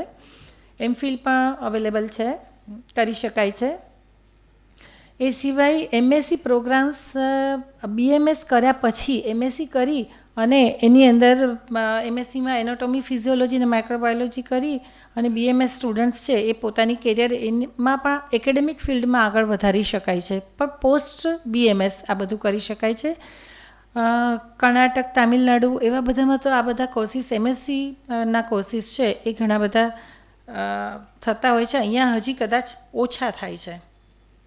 ગવર્મેન્ટ સેક્ટરની અંદર લોકોનો સૌથી મોટો પ્રશ્ન એ હોય છે કે મને ગવર્મેન્ટ જોબ આપશે કે નહીં અને કઈ જગ્યાએ મળશે.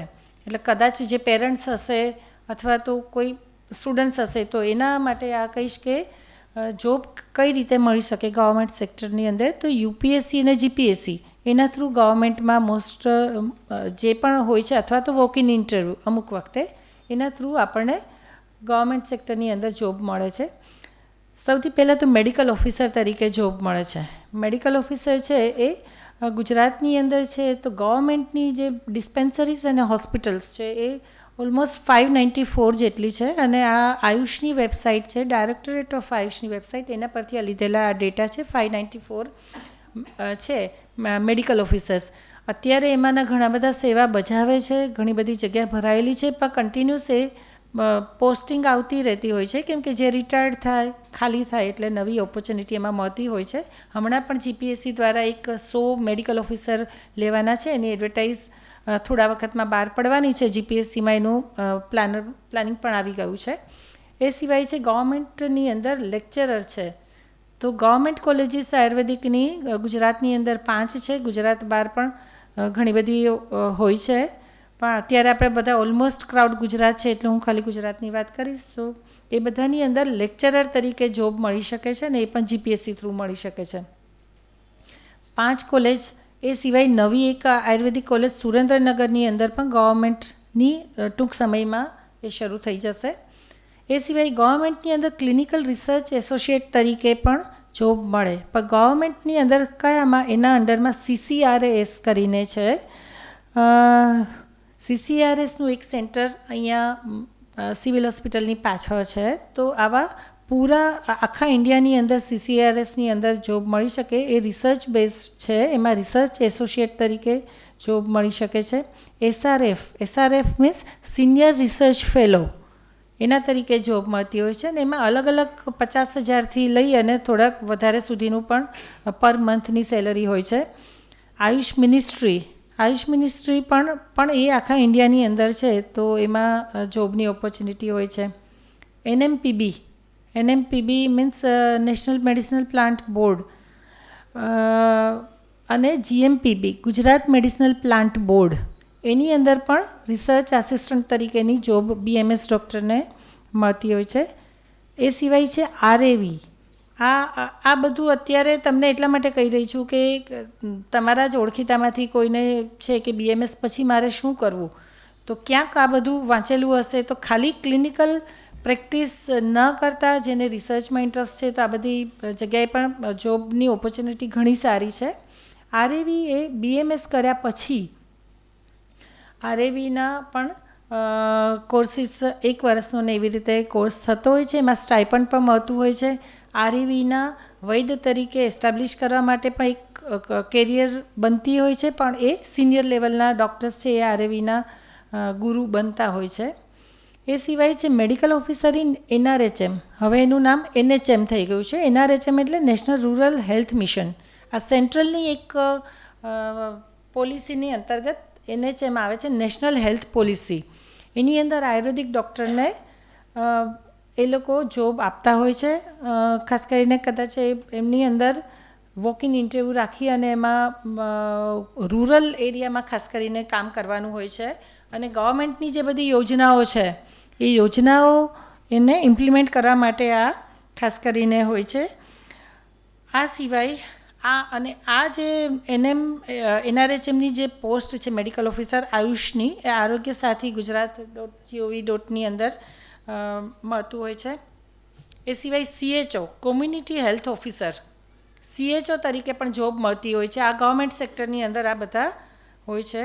State consultant Ayush MO in RSBK means આ પણ સેન્ટ્રલ ગવર્મેન્ટનું એક સ્કીમ છે, રાષ્ટ્રીય બાલ સ્વાસ્થ્ય કાર્યક્રમ. આવી બાળકોની સ્વાસ્થ્યની ધ્યાન રાખવા માટે આપણા કેન્દ્ર સરકારે આ બધી પોલિસીના ઇમ્પ્લિમેન્ટેશન માટે આ બધા મેડિકલ ઓફિસરને પણ એ લોકો રોકતા હોય છે. અને એ RBSKમાં પણ ફિક્સ પગાર ઉપર આયુર્વેદિક ડૉક્ટરને જોબ મળતી હોય છે. એ સિવાય assistant insurance medical officer GRF means junior research fellow, junior project fellow, senior research fellow, senior resident doctor, આ બધી અલગ અલગ ઘણી બધી ટાઈપ્સની જોબની ઓપોર્ચ્યુનિટી છે. એટલે ખાલી આયુર્વેદિક પ્રેક્ટિસ અથવા તો GP કરીને કંઈક હાલી જાય છે તો કદાચ આમ દૂર રહું એને લીધે. હા, તો આ બધી ઓપોર્ચ્યુનિટી છે કે ઘણી બધા ફિલ્ડ છે જે અનએક્સપ્લોર્ડ છે, એની પણ આપણે આગળ વાત કરશું. આ સિવાય છે સ્પેશિયાલિસ્ટ મેડિકલ ઓફિસર. અમુક સ્ટેટની અંદર જેવી રીતે એને નેશનલ આયુષ મિશન અંતર્ગત એ લોકો ફિક્સ પગાર ઉપર આયુષ મેડિકલ ઓફિસરને પણ રાખતા હોય છે. અને એમાં સ્પોર્ટ્સ મેડિસિન માટે હોય, કોમોર્બિડિટી એટલે બાળકોના ડૉક્ટર, એને માટે માનસ રોગો માટે આવા અલગ અલગ સ્પેશિયાલિસ્ટ ડૉક્ટર કન્સલ્ટન્ટ પણ એ અમુક સ્ટેટમાં રાખે છે. હજી ગુજરાતમાં આ નથી. કેરાલાની અંદર આ ખૂબ સારી રીતે રાખતા હોય છે. આ સિવાય આ ગવર્મેન્ટ જોબની વાત થઈ. હવે ગવર્મેન્ટ જોબ સિવાય અધર સેક્ટરની અંદર પણ આયુર્વેદિક ડૉક્ટરમાં જોબ ઓપોર્ચ્યુનિટી છે. આઈ થિંક તમારામાંથી આ લેમેનમાંથી છે યા તમને આ જ ઇન્ટરેસ્ટ છે, તો હું આમાં થોડું કન્ટિન્યુ કરું ને ત્યારે સ્પીડમાં આ પતાવી દઉં. કોઈને ઇન્ટરેસ્ટ જેમાં હોય એ પ્રમાણે થોડુંક ડિટેલિંગમાં આપણે જઈએ ને તો આ સ્પીડમાં જવા દે, કેમ કે આમાં આયુર્વેદિક સ્ટુડન્ટ્સને વધારે આની અંદર રસ પડશે. સિવાય કે આ તો રિસર્ચ આ જેવી રીતે છે લેક્ચરર પ્રાઇવેટ કોલેજીસમાં, અધરમાં છે મેડિકલ ઓફિસર, ડ્રગ મેન્યુફેક્ચરિંગ. આ લોકો લેમેનને બધાને લાગુ પડશે કે ડ્રગ મેન્યુફેક્ચરિંગ એ સારું સેક્ટર છે. રિસર્ચ અને E-કોમર્સ ઓનલાઈન છે એ તમે વેચી શકાય છે. ક્વોલિટી કંટ્રોલ મેનેજર તરીકે જોબ મળી શકે છે.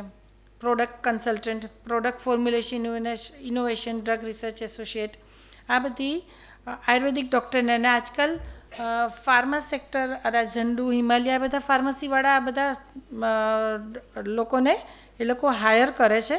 અને તમને જાણીને નવાઈ લાગશે કે જે મોટી મોટી કંપની છે એ બધા પણ હવે આયુર્વેદિક ડૉક્ટર્સને હાયર કરતા જાય છે. જેવી રીતે ગિફ્ટ સિટીમાં છે, હમણાં જ એક છે એ આયુર્વેદિક ડૉક્ટરને હાયર કર્યા.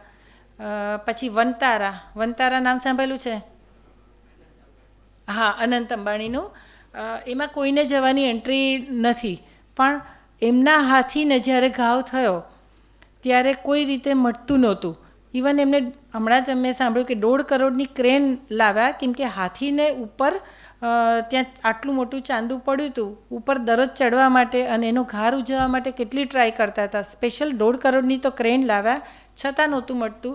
ત્યારે આયુર્વેદિકને કેટલીક હબ્સથી એક આયુર્વેદિક ડૉક્ટર અટારા સર અને ડૉક્ટર મુકુલ પટેલને એમની ટીમે મટાડી દીધું. ત્યારથી એમને આયુર્વેદિક એક થોડાક ડૉક્ટરને હાયર કર્યા. જ્યારે એમની પાસે વેટરનરી ડૉક્ટરની આખી ટીમ હતી, ફોરેનના 20 ડૉક્ટર હતા, અને છતાં પણ આયુર્વેદિક ડૉક્ટરને સારા એવા પગાર આપી અને કરેલું છે. એટલે બધી જ મોટી મોટી કંપનીમાં પણ હવે સમજતા થયા છે. ગિફ્ટ સિટીની કંપનીઓમાં આયુર્વેદિક ડૉક્ટરને હાયર કરે છે, કેમ કે એમને ખ્યાલ છે કે હવે એમની એમ્પ્લોયની હેલ્થ સારી કરવી હશે તો આયુર્વેદિક ડૉક્ટરથી એટલીસ્ટ પ્રિવેન્શન ને પ્રોમોટિવ એસ્પેક્ટ વધારે રહેશે.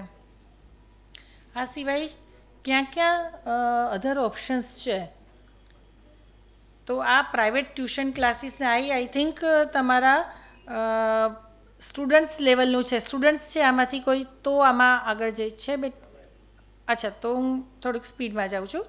પ્રાઇવેટ ટ્યુશન ક્લાસીસ કરીને BMS સ્ટુડન્ટ્સ માટે પીજી પ્રિપેરેશનના ક્લાસીસ બધા જ પ્રેક્ટિસ કરીને કમાશે એવું નથી. ખૂબ આ મોટો બિઝનેસ છે ટ્યુશન ક્લાસનો. અત્યારે MSc PG diploma in clinical research કરી અને ક્લિનિકલ ટ્રાયલ્સ એન્ડ પ્રોડક્ટ ડેવલપમેન્ટની અંદર પણ કેરિયર કરી શકાય. વેલનેસ સેન્ટરનું ખાસ કરીને અત્યારે બહુ જ બ્લૂમિંગ છે ઇન્ડસ્ટ્રી, વેલનેસ ઇન્ડસ્ટ્રીઝ.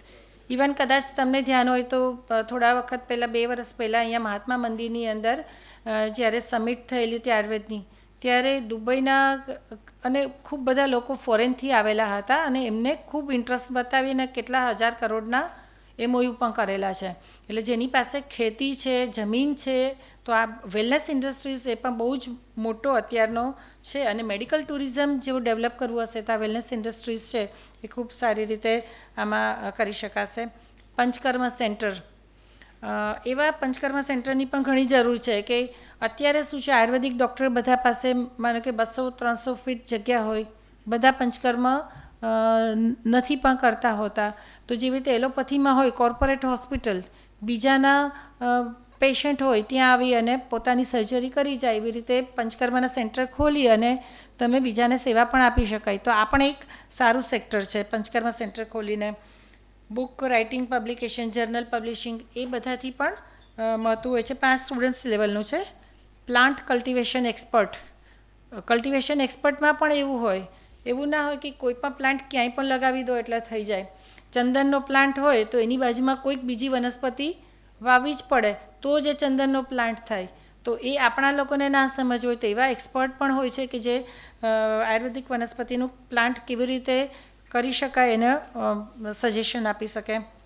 રિસર્ચ અને startups in plant and animal products, research પણ ખૂબ ગવર્મેન્ટ આમાં ફંડિંગ આપતા હોય છે. કદાચ સ્ટુડન્ટ્સ હશે એને ખ્યાલ હશે, SSIP student startup and innovation cell આખો ચાલે છે આ LD એન્જિનિયરિંગ કોલેજની બાજુમાં KCGના અંતર્ગત. અને એમાં ગવર્મેન્ટ સ્ટાર્ટઅપને પ્રમોટ કરવા માટે સ્ટુડન્ટને 2.5 થી 10 લાખ સુધીની ગ્રાન્ટ આપતા હોય છે. એનાથી વધારે જો સારું સ્ટાર્ટઅપ હોય તો 50 લાખ સુધીની ગ્રાન્ટ પણ સેન્ટ્રલ ગવર્મેન્ટને કરતા હોય છે. બીજું છે કંઈક manufacturing of equipments required four panchakarma. અત્યારે આ પણ બહુ મોટો પેલો બ્લૂમિંગ છે, કેમ કે પંચકર્મ સેન્ટર કરવા છે પણ જે રીતે એલોપથીના જે ઇન્સ્ટ્રુમેન્ટ છે બહુ ઇઝીલી બધે અવેલેબલ હોય છે. આયુર્વેદિકના ઇન્સ્ટ્રુમેન્ટ લેવા હોય છે તો એ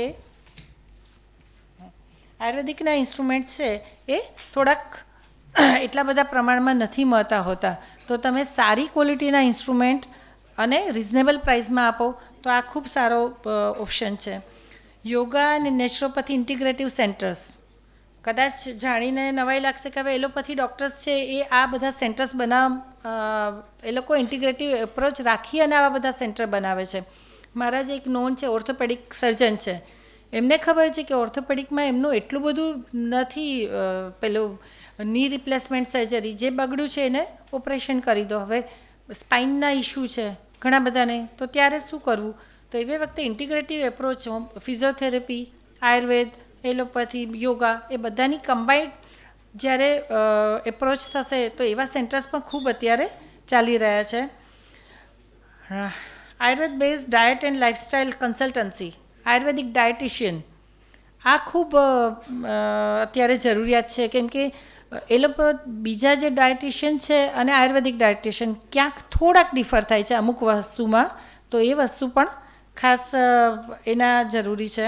આયુર્વેદિક કેફે, અલગ અલગ રેસ્ટોરન્ટ બને છે, નવી નવી થીમ ઉપર રેસ્ટોરન્ટ બને, તો એવી વખતે આયુર્વેદિક રેસીપી આપી અને રેસ્ટોરન્ટ કેફે બને તો એ પણ બહુ જ એક ઇનોવેટિવ એપ્રોચ થતો હોય છે. અમે લોકોએ કે પહેલાં તો એવી રીતે 2-2 દિવસના પેકેજ પર પ્લાન કરેલા હતા કે આયુર્વેદિક થીમની ઉપર જ તમારે જેવી રીતે કેરાલામાં મેડિકલ ટુરિઝમમાં જતા હોય તો એવી રીતે 2-2 દિવસના આખા પેકેજ હોય. સવારે દાંતણ કરવાથી માંડી તમને યોગાઈ કરાવે અને પછી મગનો સૂપ હોય, હર્બલ ટી હોય, સાંજે આયુર્વેદિકનું કંઈક તમને નોલેજ પીરસાય.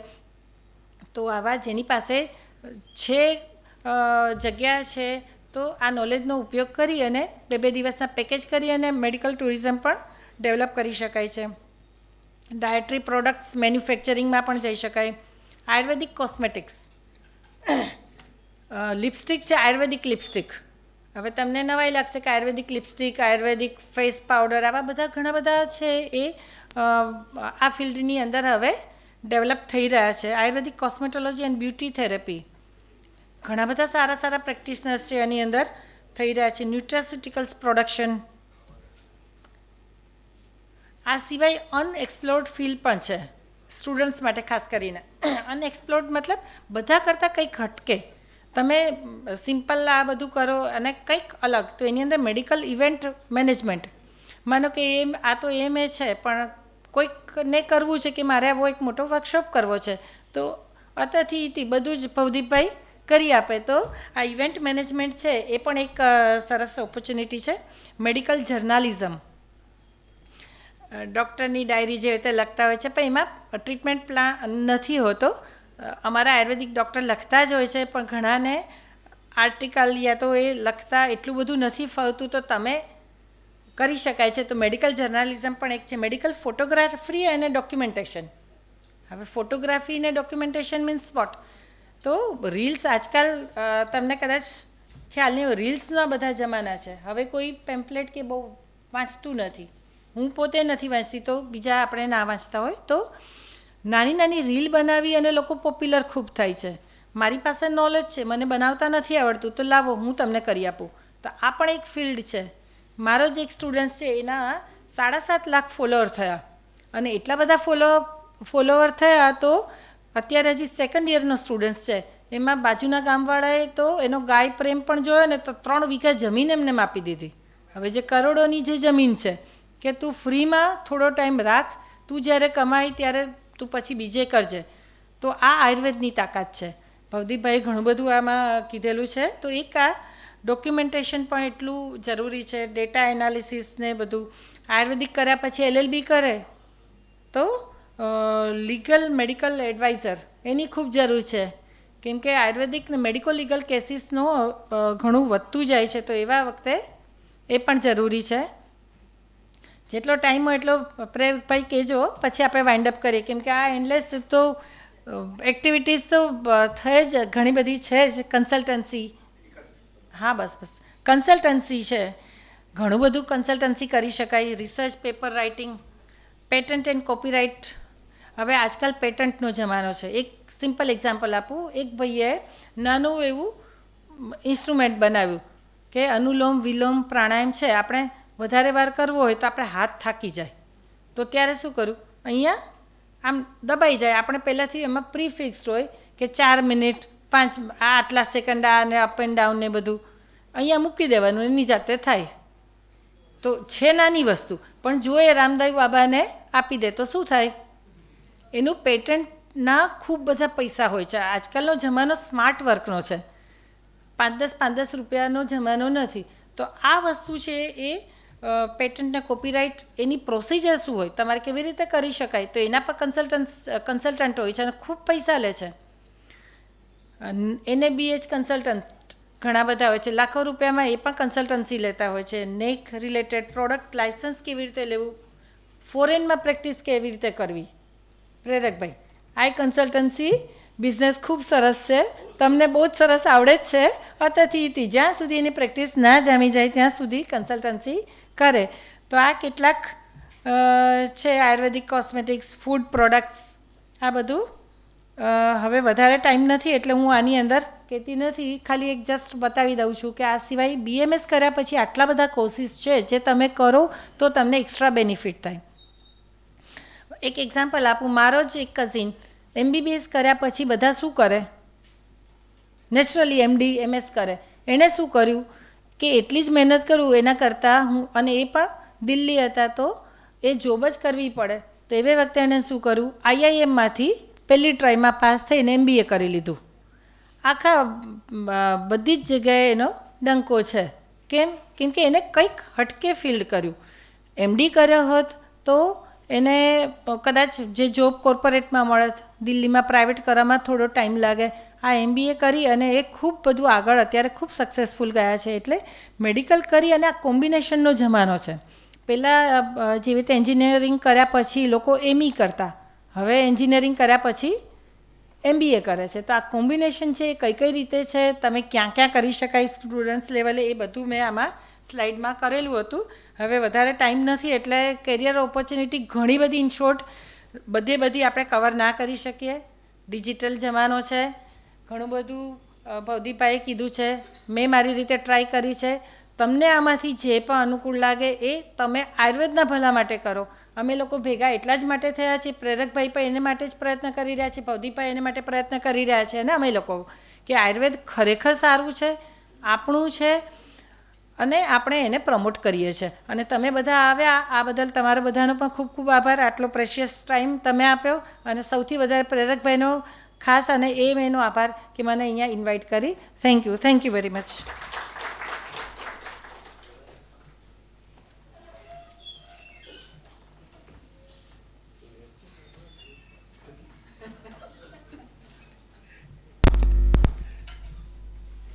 થોડાક પ્રશ્નો થયા હોય કદાચ, તો 5-10 મિનિટ આપણે એના માટે ફાળવીએ.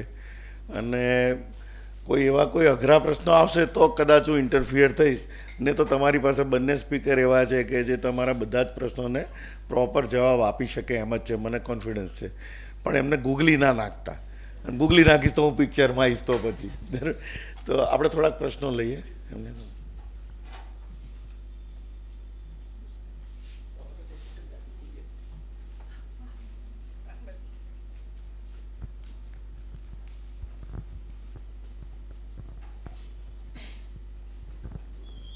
જે સવારે મોર્નિંગ વોકમાં જે બધા બગીચાની આગળ જે ઉકાળા ને બધું આવે છે, તો એની ક્વોલિટી આસ્પેક્ટ્સ અને અસરની રીતે આપ કંઈ કહેશો પ્લીઝ?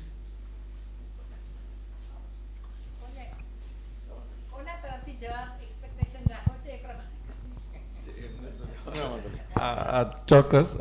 પહેલી તો વસ્તુ એક બહુ સારી છે કે લોકો સવારે ચાલવા જાય છે, એટલે સ્વાસ્થ્ય સંદર્ભે જાગૃત છે. એટલે આમ તો એવું આપણા વડીલો હંમેશા એવું કહેતા હતા કે કૂવે ગયણું ના બંધાય, ગોરે ગયણું બાંધ.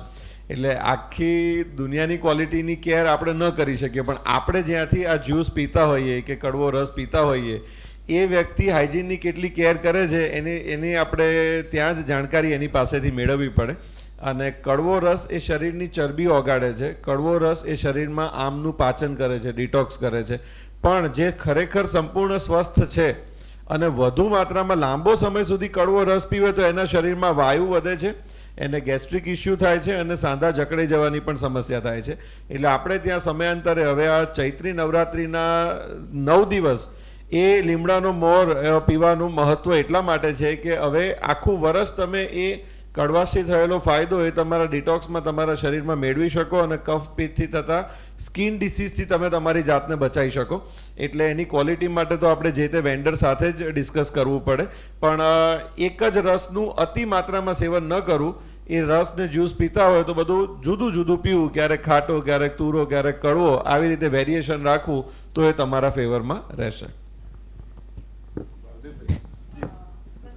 આપણે એક બીજી વસ્તુ અહીંયા તમને કહું, તમારે જાણવા લાયક, આ કડું કરિયાતું અને જે પીવાની ફેશન ચાલુ થઈ એ ક્યારે થઈ ખબર છે? 1998 જયશંકર સુંદરી હોલની બહારના કોર્નર ઉપર ફૂટપાથ ઉપર સૌથી પહેલું કડું કરિયાતુની પરબ, સ્પોન્સર્ડ બાય આદર, academy of Ayurveda development and research, જેમાં હું પાછો કાર્યકર્તા, હું સેક્રેટરી હતો. અને ઇથિકેમ લેબોરેટરીને આપણે રિક્વેસ્ટ કરી, ઇથિકેમ લેબોરેટરી સ્પેશિયલ કડું કરિયાતું ઉકાળી અને આપણે ફ્રી વેચ્યું હતું. પહેલા મહિને મને ખબર છે કે પરાણે રોજના 25 થી 30 જણા પીવા આવતા હતા. પછી જે વધ્યું, પછી હોલની અંદર ફૂટપાથ છોડી અને હોલની અંદર ઊભા રહ્યા, અને પછી તો આખું કોમર્શિયલાઇઝેશન થઈ ગયું, દરેક ગાર્ડનની બહાર એને થયું. પણ લોકોમાં અવેરનેસ ત્યારે 1998 કડું કરિયાતું પરબ આપણે શરૂ કરી હતી આયુર્વેદમાં.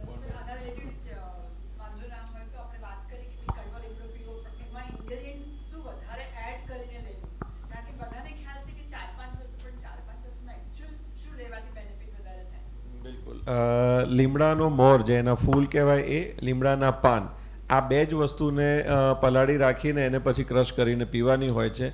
સ્વાદ માટે ઘણા લોકો એમાં મરી, લીંબુ અને ઇલાયચી આટલું ઉમેરતા હોય છે. એ ચપટી ચપટી તમે ઉમેરી શકો, પણ આઈ વુડ સ્ટ્રોંગલી સજેસ્ટ કે કશું ઉમેર્યા વગર લીમડાનો મોર અને લીમડાના પાન, સોફ્ટ લીવ્સ જે એના હોય, એ કડવાશ છે ને, એ કડવાશને અનુભવવી જોઈએ.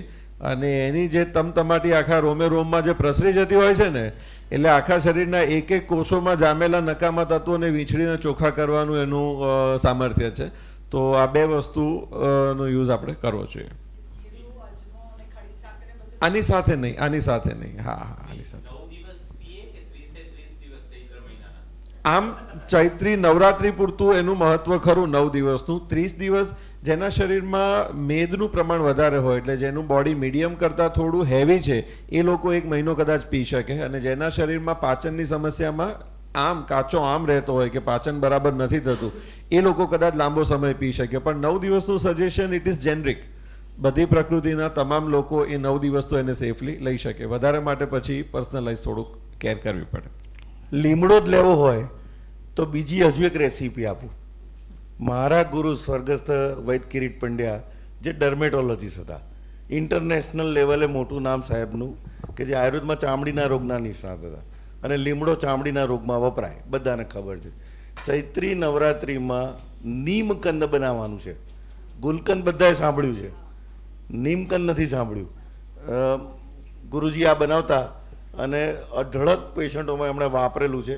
લીમડાના તાજા મોર અને કૂણા પાંદડા, ગુલકંદની જેમ ગુલાબની પાંખડીઓની એક લેયર કરીએ, ઉપર સાકરનું લેયર, પાંખડી સાકર એમ જે અલગ કરીએ, એવી રીતે નીમકંદમાં લીમડાની મોર અને કૂમળા પાંદડાનું લેયર, એની ઉપર ખડી સાકર દળેલી, ફરીથી લીમડાના પાન, ઉપર સાકર, એવી પોર્સેલિનની બરણીમાં ભરી અને ચૈત્રી નવરાત્રિમાં બહાર તપાવતા.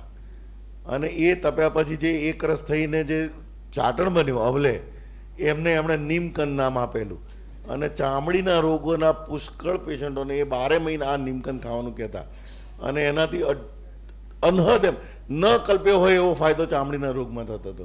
આ એક નવી રેસીપી તમને. જી નમસ્તે સર. ઓકે સાકર હંમેશા ખડી સાકર વાપરવાની. ઓકે, આશીષ પરમાર નામ છે. મેડમે કીધું જેમ કે કોમ્બિનેશન અલગ કરવું, am by profession mechanical engineer છું, પણ અત્યારે હું હર્બલ ફાર્મિંગ તરફ આગળ વધી રહ્યો છું.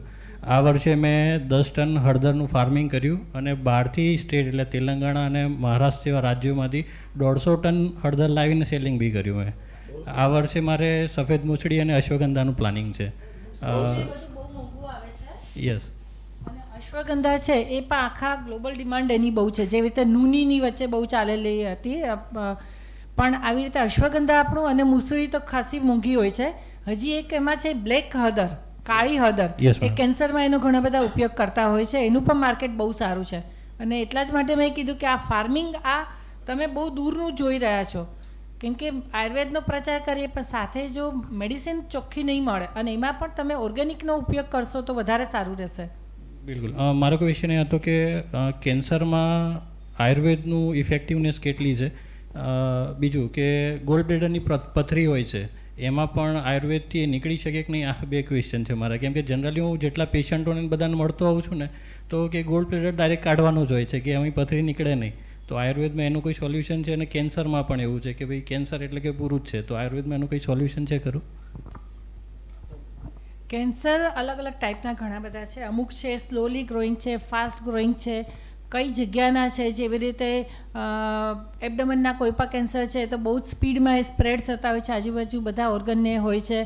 બ્રેસ્ટ કેન્સર છે, સ્ટાર્ટિંગની સ્ટેજમાં હોય છે તો સ્લોલી એ થતા હોય છે અને એ ક્યોર પણ થઈ જતા હોય છે. એટલે કયા કેન્સર છે એ એક પેલી વસ્તુ. ઘણા બધા લોકો દાવો કરતા હોય છે કેન્સર મટાડવાનો. મારાથી એટલો કદાચ કેન્સરમાં હું શું આપું છું તો રિલીફ જે કરી શકીએ, અને સાથે સપોર્ટિવ ટ્રીટમેન્ટ, ખાસ કરીને જેવી રીતે કીમોથેરેપી થતી હોય, રેડિયોથેરેપી ચાલતી હોય, તો એને સપોર્ટિવ ટ્રીટમેન્ટ તરીકે અમે આપીએ છીએ. અને મારા અમુક પેશન્ટ એવા પણ છે જે ખાલી આયુર્વેદિક ટ્રીટમેન્ટ કરે છે. એને નક્કી કરેલું છે કે આમ પણ એક બાજુ ખાય છે, કૂવો છે, તો હું શાંતિથી મરું. એટલે અમે લોકો એટલું ચોક્કસ કરી શકીએ છીએ કે એની ક્વોલિટી ઓફ લાઈફ છે એ સુધારી શકીએ છીએ કેન્સરની અંદર. બીજી વસ્તુ કીધી ગોલ બ્લેડર. ગોલ બ્લેડરના સ્ટોન્સ છે એ મલ્ટિપલ સ્ટોન્સ પણ હોય, ઝીણી ઝીણી નાની નાની ઘણી બધી પથરી હોય, અથવા તો મોટી મોટી પથરી હોય. મોટી પથરી હોય એનાથી નુકસાન બીજું એક જ કે ઇરિટેશન થઈ અને કદાચ એ કેન્સરમાં કન્વર્ટ થાય, જ્યાં પણ ઇરિટેશન થાય. તો નાની નાની પથરી હોય તો ક્યારેક જે વધારે હેવી ખોરાક લેવામાં આવે તો એ CBD કોમન બાઇલ ડક્ટ જે છે, જે આપણા પિત્તનો સ્ત્રાવ કરાવે છે, જે પતલી નળી છે એની અંદર ફસાઈ જાય તો અચાનક જ એને ઓપરેશનને કરાવવું પડતું હોય છે. પણ એવા પણ એક્ઝામ્પલ છે કે લાઈફ ટાઈમ તમે નાની નાની પથરીઓ હોય, તમે લાઈફ ટાઈમ એનું ઓપરેશન ના કરાવો તો કશો વાંધો આવતો નથી. પણ એક ચોક્કસ છે કે તમારે ખાવા પીવામાં અને લાઈફસ્ટાઈલમાં થોડોક સુધારો કરવો પડે. બીજું મેડિસિનની અંદર છે તો ઇક્ષુરક ક્ષાર કરીને એક આવે છે, એખરાનો ક્ષાર, ક્ષાર પ્રિપરેશન છે. જેવી રીતે યવક ક્ષાર આવે, આપણે સાજી ખાર આવે, તેવી રીતે એખરો નામનો વનસ્પતિ છે, એનો ક્ષાર છે, એનો ઘણા બધા સારા આના ઉપયોગ છે. અમુક મેડિસિન પણ બજારમાં અવેલેબલ છે, લિથોલેસ ને એવી મેડિસિન, પણ એ રેગ્યુલર લાઈફસ્ટાઈલ સાથે કરો તો એના ઘણા બધા સારા રિઝલ્ટ છે. સાથે ગોક્ષુર ને પુનર્નવા છે એ કિડની સ્ટોન માટેની વનસ્પતિ, પણ એના કોમ્બિનેશનમાં આ એખરાનો ક્ષાર સાકર સાથે, ખડી સાકર સાથે, કેમ કે ખૂબ ગરમ છે અને પિત્તાશયની પથરી પણ કેટલી સાઇઝની, સાથે તમે કેવું કરો છો, લાઈફસ્ટાઈલમાં ફેરફાર કરો છો કે નહીં, એ પ્રમાણે ઓગળે છે. એટલે 100% ઓગળે છે એવું નહીં કહ્યું, પણ ઘણા બધામાં ઓગળતા જ હોય છે, બાકી એ અઘરું છે. આશીષભાઈ, સવાલ હવે લઈશું. વધારે એમને ખાલી સમય રિસ્પોન્ડ નથી. કરી દઉં. કેન્સરના કેસીસની અંદર જે બોડીના હેલ્ધી ટિશ્યુઝ હોય છે, જેને હજુ કેન્સર એની ઉપર આક્રમણ નથી કરી શક્યું, એની સ્ટ્રેન્થને ઓપ્ટિમાઇઝ કરવી, એની તાકાત પૂરેપૂરી વધારવી કે કેન્સરને ફેલાતું આપણે રોકી શકીએ, આપણો પહેલો ટાર્ગેટ હોય છે. અને બીજો, એને આગળ વધેલા કેન્સરને પાછું ધકેલવાનો પ્રયાસ હોય છે. અને મટશે કે નહીં એ અલગ કેસ ટુ કેસ વેરી કરે છે, પણ દરેક કેન્સરના પેશન્ટમાં આયુર્વેદ ટ્રીટમેન્ટ તો જોડે કરવી જ જોઈએ. એ બધાને એક આ સૂચન છે, કારણ કે આયુર્વેદથી એ લોકોને ખૂબ ફાયદો થતો હોય છે. અને પિત્તાશયની પથરીમાં પણ એવું જ છે કે ખૂબ બધા કેસીસ છે પિત્તાશયની પથરીના, પણ એમાં વર્ષે, 2 વર્ષે, 3 વર્ષે જોઈએ તો પથરીની સાઇઝ ઘટેલી પણ જોવા મળે છે, અને અમુક પથરીઓ ઓગળીને આખી ગાયબ થયેલી પણ જોવા મળે છે, અને અમુક કેસીસમાં ફરક બિલકુલ નથી પણ પડતો. ત્યારે આપણે એને જેન્યુઇનલી ક્લિનિકલી ઇવેલ્યુએટ કરીને પેશન્ટના હિતમાં જે એડવાઇઝેબલ હોય એ રીતે આપણે એડવાઇઝ કરતા હોય છે. પણ આયુર્વેદ ટ્રીટમેન્ટ આ બંનેમાં ચોક્કસ કરવી જોઈએ. એકાદો પ્રશ્ન લઈ શકીશું, કોઈને કંઈ પૂછવું હોય તો.